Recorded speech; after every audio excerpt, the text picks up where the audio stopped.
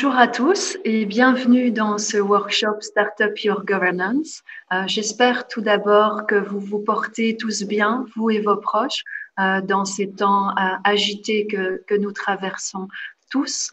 J'espère aussi que ce workshop, ce moment passé ensemble, sera pour vous l'occasion de prendre toute la mesure de combien une gouvernance de qualité peut être importante pour la réussite de votre projet entrepreneurial.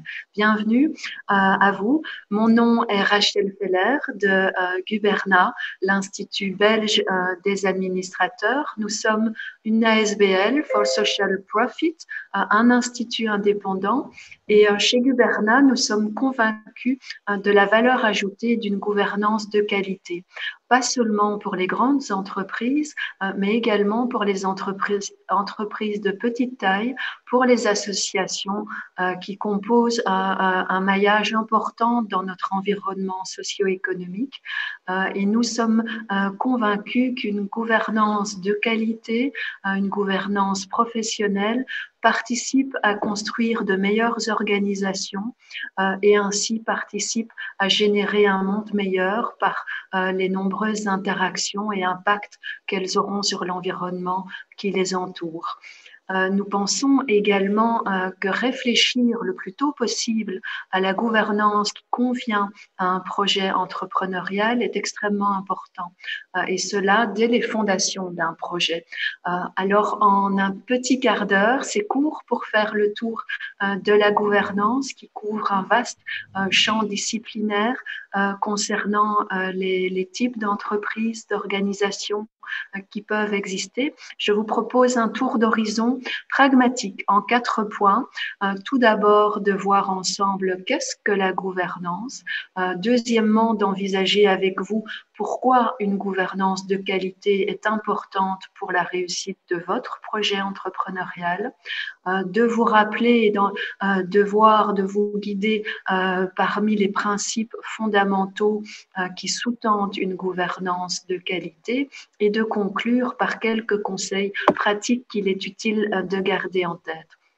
Premier point, qu'est-ce que la gouvernance? Tout d'abord, bien entendu, il n'existe pas une recette théorique clé sur porte que l'on pourrait appliquer à toute organisation, toute entreprise.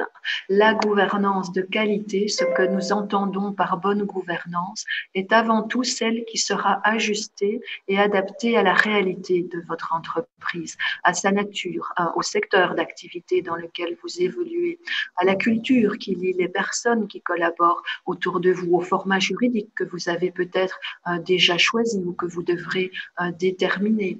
Cette réalité et la juste adéquation de la gouvernance à cette réalité fait tout l'intérêt et toute la valeur ajoutée d'une gouvernance pour le soutien de l'intérêt de votre entreprise. L'environnement dans lequel votre entreprise baigne, avec lequel elle interagit, fortement évolue également. Et la gouvernance est aussi un concept très dynamique qu'il est nécessaire parfois de remettre en question, de réadapter, de réajuster à votre projet.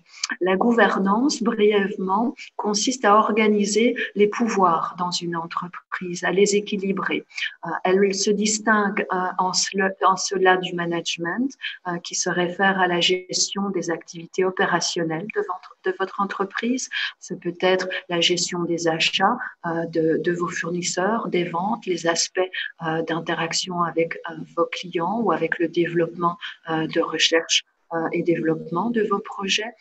Mais la gouvernance, elle, va se distinguer et proposer de prendre du recul, une distanciation par rapport à ces gestions opérationnelles et va proposer un cadre de référence, une structure qui va permettre autour de vous de gérer beaucoup plus efficacement toutes les autres activités indispensables dans l'exercice et la vie de votre entreprise.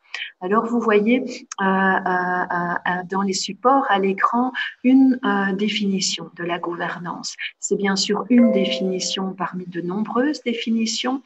Pourquoi choisissons-nous de vous proposer celle-là? Tout d'abord, c'est celle du professeur King, qui est une référence internationalement reconnue en matière de gouvernance, notamment pour le code sud-africain qu'il a porté, le code King. Et pourquoi cette définition, cette approche? Eh bien, parce qu'elle apporte l'attention au-delà de tout l'aspect du cadre de référence, des structures, des process mis en place par une gouvernance. Cette définition porte l'attention sur les comportements humains, sur les attitudes des personnes qui, in fine, vont toujours exercer la gouvernance au sein de votre entreprise, et elle lie l'exercice de ce leadership éthique et efficace à l'exigence de résultats et d'une performance attendue de la gouvernance. La gouvernance n'est pas une fin en soi, elle est bien un moyen pour réaliser l'intérêt de votre entreprise et votre projet entrepreneurial. Eh bien, cette exigence de performance, King propose de l'apprécier également selon un triple impact qui est à la fois économique, à la fois social et à la fois environnemental. Et dans la transition de société que nous vivons tous actuellement, vous comprenez toute la valeur d'une approche qui comporte une telle attention. Alors pourquoi mettre en place une gouvernance adaptée à votre projet est importante? Eh bien, autour de ce projet gravitent de nombreux acteurs qui vont être plus ou moins proches de la sphère décisionnelle, des décisions qui engageront le futur de l'entreprise. Une gouvernance professionnelle va permettre d'apporter de la fluidité dans les interactions entre ces acteurs. Elle va permettre d'aligner les intérêts de ceux-ci par un sens qu'elle va trouver et proposer qui permettra à chacun d'être aligné sur l'intérêt de l'entreprise.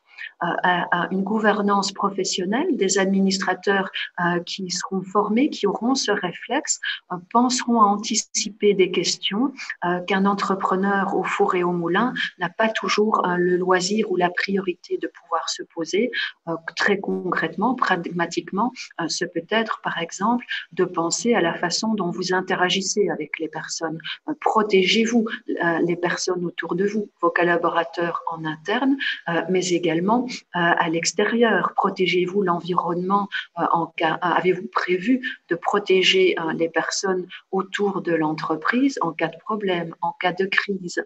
Toute une série de questions qui, anticipées de façon professionnelle par la gouvernance, vont participer également à construire un climat de confiance dans les interrelations avec ces nombreux acteurs et un climat de transparence qui générera, lui, une perception, une réputation et une image de l'entreprise bien plus positive, qui participera, qui sera un élément important de sa réussite, mais qui, en cas de crise ou en cas de problème, permettra également de répondre plus efficacement à ces questions déjà anticipées et de développer une meilleure résilience, de mieux les traverser. Des questions qui seront extrêmement surveillées lors de l'entrée de nouveaux investisseurs, par exemple, dans un projet. Parmi ces acteurs, certains en particulier, et trois entités sont beaucoup plus proches de la sphère décisionnelle de l'entreprise. Et peut-être que vous, entrepreneurs, portez à la fois ces trois casquettes et ces trois zones de responsabilité. Vous êtes peut-être à la fois le propriétaire, l'actionnaire de votre projet, à la fois l'administrateur qui porte la responsabilité de la politique générale, du cadre stratégique, et certainement à la fois responsable de nombreux aspects de gestion d'activités vitales pour votre entreprise. Quand le projet se développe et si vous en avez cette motivation, il vous sera nécessaire de vous entourer peut-être pour faire appel à de nouveaux investisseurs ou partager la propriété ou pour faire appel à d'autres expériences, d'autres expertises, à vous ouvrir à de nouveaux réseaux. Bien souvent, c'est la raison pour laquelle de petites entreprises font appel à des administrateurs externes. Et cette étape de mise en place d'une gouvernance professionnelle, de s'ouvrir à un autre entourage de conseils avec lesquels partager la prise de décision, va être une étape extrêmement importante de gouvernance qui va consister en la clarification et une meilleure distinction des rôles, des responsabilités de chacune de ces trois instances décisionnelles. Cette étape est une étape qui est un défi majeur pour l'entrepreneur. C'est important d'en prendre conscience parce qu'elle nécessite de passer d'un fonctionnement qui était peut-être plus confortable, plus informel, à un nouveau mode de fonctionnement, de décider ensemble, de concertation, de prise d'avis et à une façon de décider, de partager la propriété et les décisions ou le pouvoir d'une façon qui va être un investissement pour l'entrepreneur, mais qui sur le long terme va générer une efficacité à tous les niveaux de l'entreprise et qui sera véritablement un bénéfice pour le futur et pour l'entièreté de l'entreprise. Il est important dans cette mise en place de garder en tête des principes fondamentaux, à savoir d'envisager ces trois instances décisionnelles de façon complémentaire, tant dans la valeur ajoutée qui est attendue d'elles que dans leur fonctionnement, de savoir qui fait quoi, quels sont les rôles et responsabilités de chacun. Par exemple, les actionnaires ont-ils clairement défini le niveau de risque qu'ils sont prêts à prendre et qui permettra aux autres instances d'agir et de décider efficacement de façon alignée.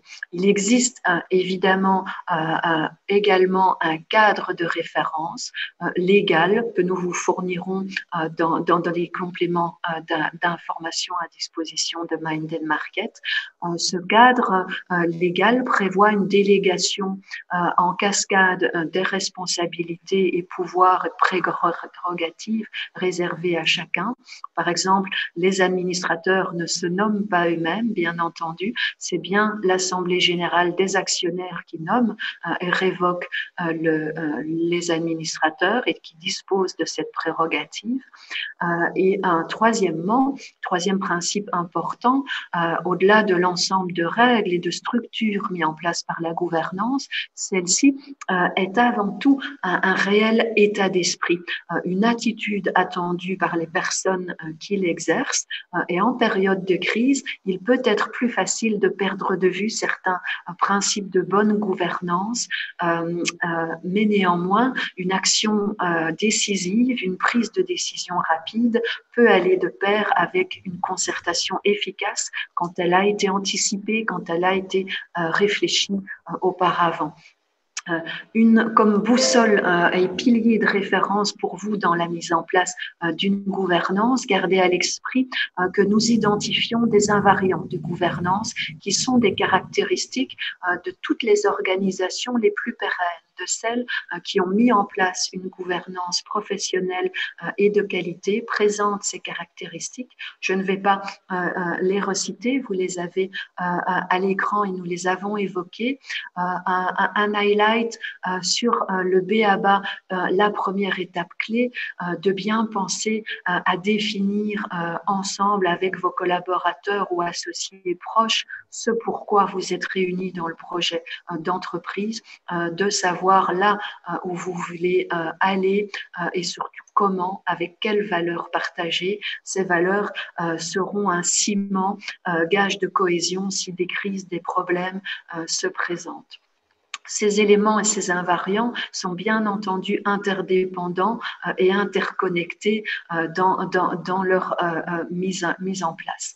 Pour conclure concrètement, quelques conseils pratiques. Gardez en tête qu'un board, un conseil d'administration, est un organe collégial qui n'est pas en mesure de diriger au quotidien l'entreprise.